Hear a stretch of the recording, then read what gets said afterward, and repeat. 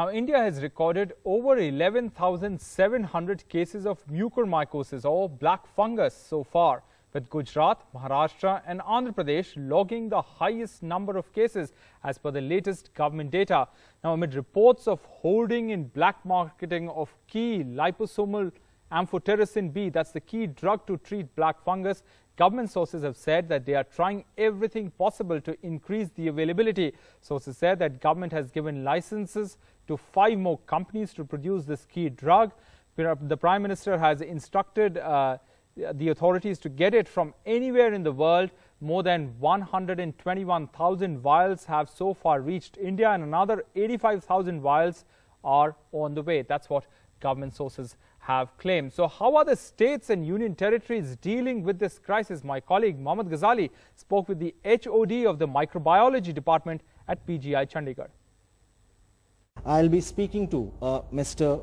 Arunalok Chakravarti. He's the head of microbiology department of PGI. Calls himself a student of fungal infection for the last 30 years and is a renowned voice in the region.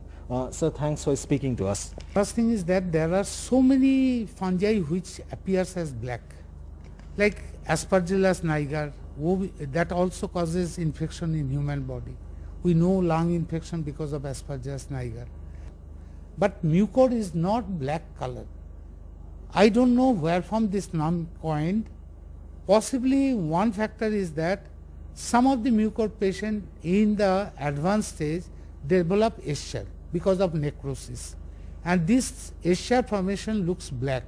So another fact which has come out based on data, that there are many patients of mucormycosis, as you say, who don't have COVID history. What can be the reason behind this? See, in case of mucormycosis, we are the capital of the world. The reason is we have the, in mucormycosis there are several risk factors. One of the risk factors is the uncontrolled diabetes. In India, somehow we love to take sweets and our blood sugar control ourselves don't maintain so well. Even I would say that doctors, among the doctors also I have seen, they are not taking the anti-diabetic drugs properly or control their blood sugar.